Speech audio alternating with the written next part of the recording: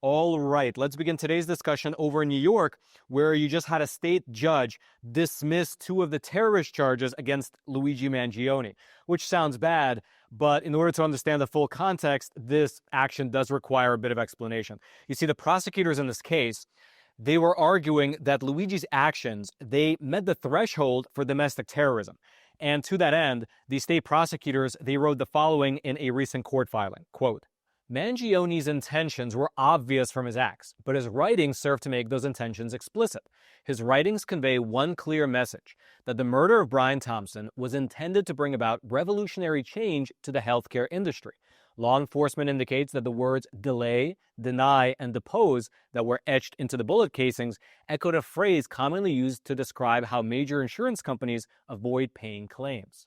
And so that's what these state prosecutors were arguing. However, New York Judge Gregory Caro, he ruled that although Luigi's actions were obviously ideologically motivated, they didn't actually meet the threshold to warrant a terrorism charge being lobbied against them. That's because under New York state law, the word terrorism is defined in a lot more of a narrow sense than how it's typically used by you and I colloquially in everyday speech. According to New York State Penal Code, you can see it up on your screen, subsection 490.25, it says that an act is terrorism only if it's committed with intent to intimidate or coerce a civilian population, influence government policy, or affect government conduct by murder, assassination, or kidnapping. Basically, the prosecutors had to prove that Luigi had an intent to achieve one of those three goals with the murder of Brian Thompson. But the judge, in the case, he found that the prosecutors failed to present concrete evidence that Luigi was attempting to do one of those things when he killed Brian Thompson, either to coerce a civilian population, to influence government policy, and or to affect government conduct. Although, for just a quick moment, I will mention sort of an ironic development in this particular case, which is the fact that despite prosecutors not being able to come up with concrete evidence of Luigi's proof of terrorist intent, in a practical sense, his actions did have concrete effect on government policy. As just one example of what I mean by that, over in the state of California, a new ballot initiative was recently introduced called the Luigi Mangione Act, which would prevent health insurance companies from denying medical care to patients within the state. Quote, a newly proposed California ballot initiative aims to prevent health insurance companies from denying medical care to patients. Retired litigator Paul Eisner has submitted the Luigi Mangione Access to Healthcare Act to the state attorney general's office, sparking both attention and criticism for its provocative title. The proposed measure would make it illegal in California for anyone other than a licensed physician to deny, delay, or modify medical procedures or medications. The measure would allow patients to sue insurers and potentially receive attorney fees and triple damages if successful. Now, regardless of whether you agree with the content of this proposed legislation, naming your bill after a murderer who killed the United Healthcare CEO, it's rather crass to say the least. And you actually combine that with these pro-Luigi demonstrations that have been popping up all over the streets of New York, and, well, it's fair to say that it probably encourages that type of behavior. And by that type of behavior, I am referring to assassination. Despite that, though, getting back to Luigi himself, with the two terrorist charges having been dropped, he is nowhere near out of the water. He still faces second-degree murder charges at the New York State level, as well as firearm, murder, and stalking-related charges at the federal level. And it's worth mentioning that in the federal case against him, federal prosecutors are actually seeking the death penalty, meaning that despite the terrorist charges having been dropped, Luigi still faces anywhere from 25 years to life to even death if found guilty. If you want to read either the full indictment against them, or if you want to read the text of the ridiculously named Luigi Mangione Healthcare Act out of California, I will throw the links to both down into the description box below, which I should mention is right below those like and subscribe buttons, both of which I hope you take a quick moment to smash. Now, shifting gears a little bit, let's move on over to Florida, where President Trump has just filed a $15 billion defamation lawsuit against the New York Times. Now, the announcement of this lawsuit came in the form of a late-night post on Truth Social with President Trump writing the following, quote, today, I have the great honor of bringing a $15 billion defamation and libel lawsuit against the New York Times. I view it as the single largest illegal campaign contribution ever. Their endorsement of Kamala Harris was actually put dead center on the front page of the New York Times, something heretofore unheard of. The Times has engaged in a decades-long method of lying about your favorite president, me, my family, business, the America First movement, MAGA, and our nation as a whole. Now, the lawsuit itself was filed in the U.S. District Court for the Middle District of Florida on late Monday afternoon. And in a statement, lawyers for Trump, they accused the New York Times of, quote, spreading false and defamatory content about Trump. The New York Times has betrayed the journalistic ideals of honesty, objectivity, and accuracy that it once professed. The outlet published such statements negligently with knowledge of the falsity of the statements and or with reckless disregard of their truth or falsity. And even if you just scroll through the lawsuit PDF, you'll find many examples and screenshots of the types of content that the legal team is referring to. Now, there are both headwinds and tailwinds in this lawsuit. For instance, over the past year and a half, President Trump actually did successfully sue several other media companies under similar accusations. In those cases, he was able to receive both multi-million-dollar payouts as well as public acknowledgments from those different media outlets of inaccurate reporting. The cases I'm referencing, by the way, were against ABC as well as Paramount CBS. And actually, Paramount went so far as to actually assign former Trump advisor Kenneth Weinstein to be CBS News' ombudsman.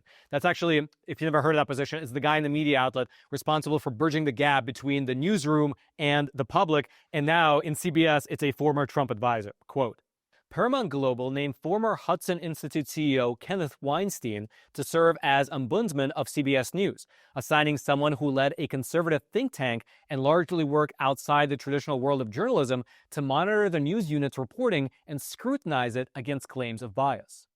Assigning him, by the way, was on top of a $16 million settlement that they wound up paying to Trump after he sued CBS for editing that Kamala Harris interview over on 60 Minutes. And so the latest lawsuit against the New York Times, it comes on the heels of several victories like that. Now, in terms of the specifics, the New York Times itself actually published a story. It was titled, Trump Sues the New York Times for Articles Questioning His Success.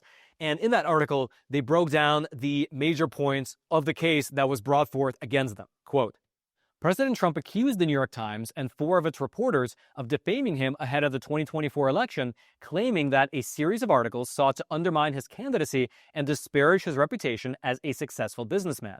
Mr. Trump said the articles and a book published by 2 of the journalists were specifically designed to try and damage President Trump's business, personal, and political reputation. According to the complaint, the articles and the book were published with actual malice toward Mr. Trump and caused enormous economic losses and damage to his professional and occupational interests. The lawsuit asked for damages of at least $15 billion. The complaint claims that the defendants timed the publication of the articles and books at the height of election season to inflict maximum electoral damage against President Trump. Then alongside that editorial, you had an actual statement from a spokesperson for the New York Times company saying the following, quote, this lawsuit has no merit. It lacks any legitimate logical claims and instead is an attempt to stifle and discourage independent reporting. The New York Times will not be deterred by intimidation tactics. We will continue to pursue the facts without fear or favor and stand up for journalists' First Amendment right to ask questions on behalf of the American people.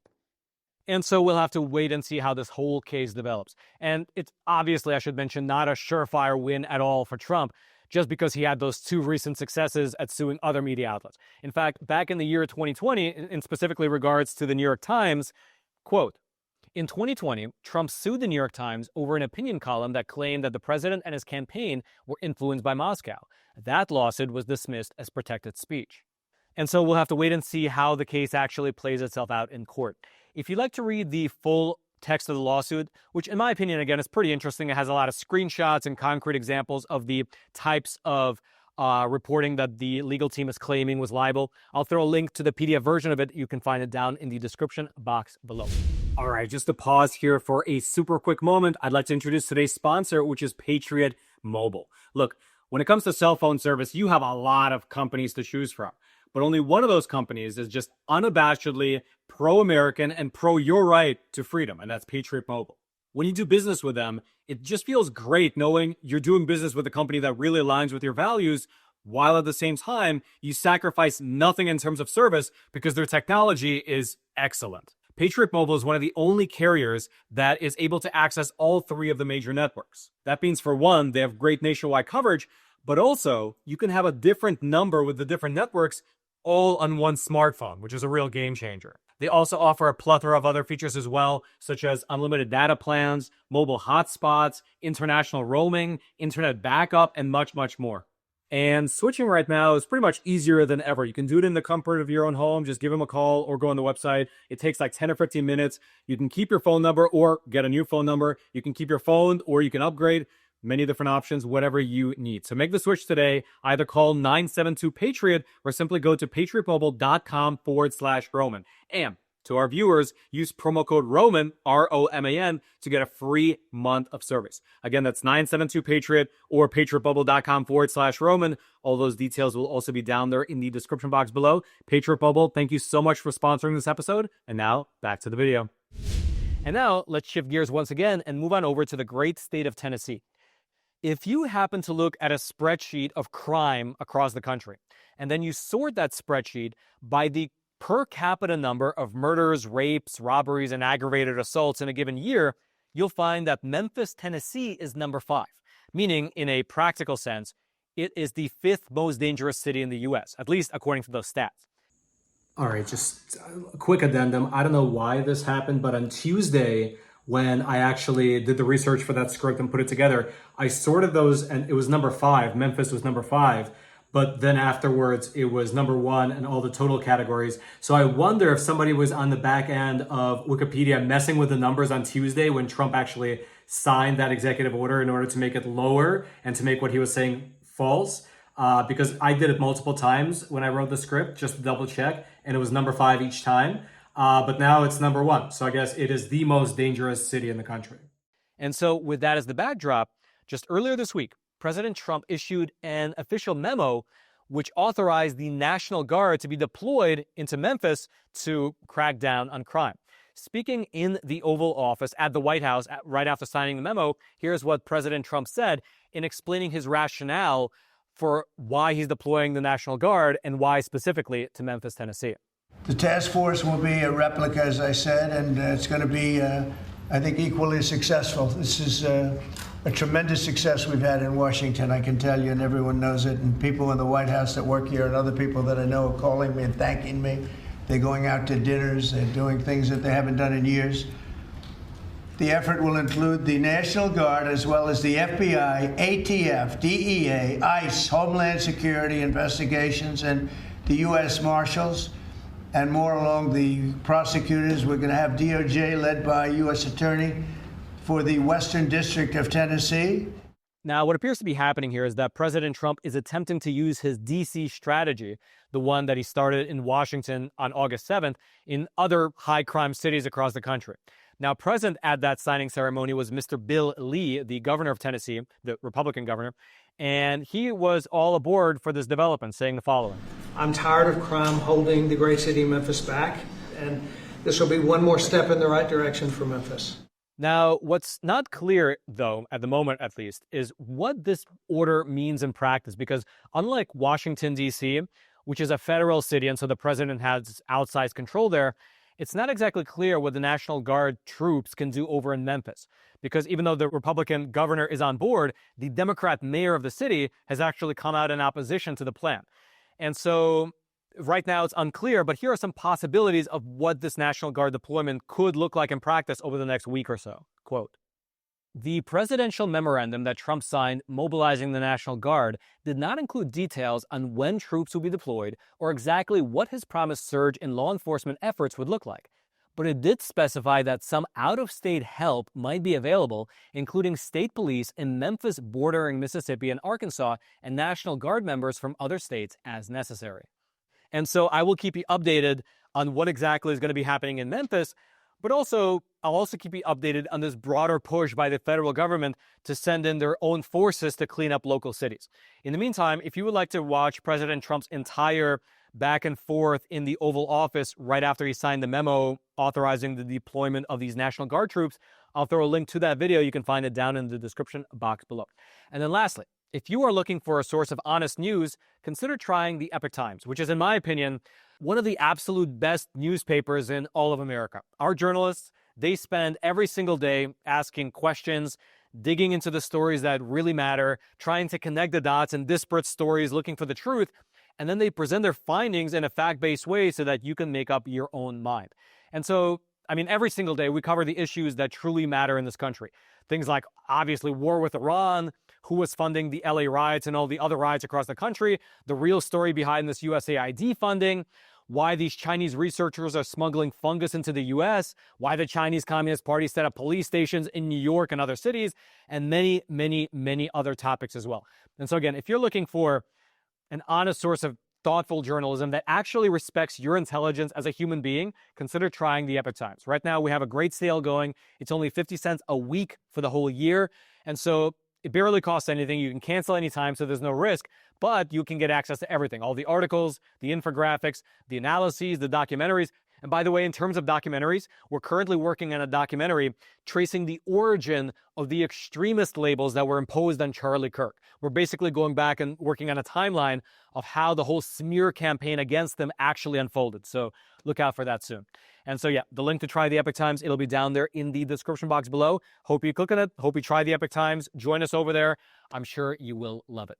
And then, until next time, I'm your host, Roman from the Epoch Times. Stay informed, and most importantly, stay free.